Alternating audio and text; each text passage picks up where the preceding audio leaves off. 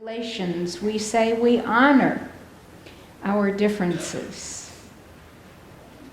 And so the first person I thought of course, was Gretchen Miller, who is a retired judge. And the question I had for Gretchen was, when they call you Your Honor, does it make you more honorable? Certainly calling me Reverend has made me try to be more reverent. So hers is the first part of this sermon.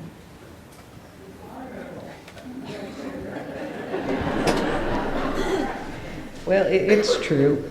People used to say Your Honor to me from time to time, and I think some attorneys have in their mind, or had in their mind when they would say that, a sentence that goes like this, silently: did you get your law degree from a Cracker Jacks box, Your Honor? You can sort of see it in their face. Elected officials are sometimes referred to as the Honorable, and I've heard that too. In answer to Sydney's question, we can answer it and then we can all go get coffee. Using those terms, Your Honor and the Honorable, does not make me honorable any more than me standing in the kitchen makes me an apple pie. But why do we say this? What are we honoring? Why do people say Your Honor to a judge? And I believe that we are honoring the institution and the position, not necessarily the person. I think, well, I know our country doesn't have a queen or a king, and we don't have a state religion. Appearances to the contrary, we do not have a state religion. And we don't even have a long history of connection to this place the way some nations do. If you follow some of the writings involving grazing law and public land law, as I have done, you will find writings in which ranching families say things like, we have been taking care of this land forever and we know it best. And in this part of the country, forever means about 160 years max.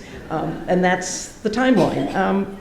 Most of us were born somewhere else, most of us have lived elsewhere, and we don't really have necessarily a deep connection to the land. What do we have as a country? We have a constitution, we have institutions, we have principles, we have beliefs. We have we the people. We have give me your tired, your poor, your huddled masses. We have all people are created equal. We have out of many, one, liberty and justice for all, civilian control of the military. Now, granted, we don't live up to all that very well. Sometimes better than others, but honestly, not all that well. But their aspirations, their beliefs, and they're a glue that I think can help hold the country together. In perilous times, sometimes we need all the glue we can get.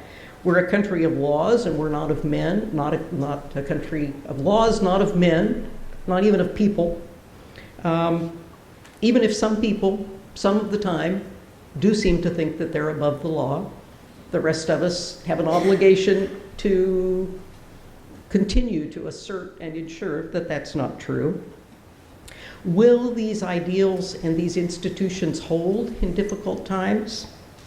Will checks and balances endure? Will the judiciary continue to be independent and smart and dedicated? Is our structure, without a queen, without a state religion, is that strong enough to endure the stresses that we see coming? And what on earth can I do about it? That's the bad part. Well, we were talking about honor. Let's go back to honor here for a minute. Being called honorable doesn't make me honorable. It might make me think about it a little more often. But I would like to be honorable, so what can I do? And unfortunately, I don't have anything to suggest that you haven't heard before, I don't think. I've tried to live with this question in various ways in my life, and it was suggested that I could be a little more personal. So I will, and you can stop listening if you don't like it. I have, for example, some of my excursions into trying to live an honorable life include elected office, being the honorable. I served a term on the Eugene City Council. About the time the last woolly mammoths roamed the area. Appointed office. I did a few terms on the Eugene Human Rights Commission. I was on the Boundary Commission. I've always liked land use and public land law. I worked with the Eugene City Club. For most of my adult life, I've worked for what would now be maybe known as GLBTQ rights. My wife and I were married, I'm not even sure, 4 or 5 times. I think the last one finally got legal and stuck. And we were pretty open about all of that because we were economically and otherwise privileged to be able to do that and to not feel that we would lose our housing or our job, and so tried to do that respectfully for the people who couldn't be so open. And now my wife is my husband, and you know what? There were people who didn't like that I was married to a woman, and many of those same people now don't like it that I'm married to a man.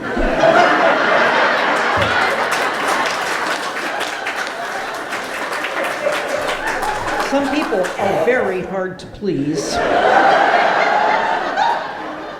And we have, my husband and I have a multiracial, multi-ethnic family, and our children and our grandchildren have taught us more about racism and about privilege than really I ever expected to learn, more than I ever would have known without them. Racism is extremely alive and well right here in River City, Eugene. And a lot of people really don't like to hear that and get angry and feel like you're calling them names, but it's true, it's really here. I've worked as a practicing attorney, I've worked as a professor at the university, I've worked as an administrative law judge, and I do need to try to make it clear that I am not claiming that I was a real judge. I generally say that being an administrative law judge is sort of being a Playmobil judge, but that's what I did. So I have struggled with some of these questions and worked with some of these questions in various aspects of my life. I want to take a moment here to mourn our whole community loss of Ed Coleman, Professor Coleman, an honorable man, a teacher, a musician, a good-natured and totally relentless activist. I want to recognize him here, Ed Coleman Presente. And how do I know what is honorable besides Ed Coleman? Well, I would say first, I think, listen to myself as well as to others. My personal test in an obvious sort of way has long been, would I want to see this moment on the front page of the Register Guard? And sometimes I will admit I do things that I would not want to see there at all, but it's not a bad test. And listen to others, and my personal goal there is the more different I am feeling from somebody else, the more it's appropriate to listen and the less it's appropriate to speak. So what am I listening for? Obviously for what is honorable in someone, and sometimes that takes a fair amount of digging and listening. What is honorable? Our principles imply there is something worth honoring in everyone. And we can all think of someone for whom we have a very hard time believing that. I bet. So I try to sit with that principle and to listen for something that is honorable or worth honoring, because it's there, it's supposed to be there in everyone. The principles say so, so it's up to me to try to find it. And look for ways to strengthen community, ways to make me, us, and them into we, no more them. And to do that, unfortunately, I have to be willing to change. And that's in our mission statement as a church, to transform ourselves, which means change ourselves, which is difficult because, of course, we are so perfect. Why would we want to change ourselves? But sometimes we have to take a look at that too. A certain kind of a change, an honorable transformation. Now, maybe you've thought, as I did when I started into this, that honor is kind of an old-fashioned notion. It sounds kind of like Victorian England to me. It makes me think of the Charge of the Light Brigade.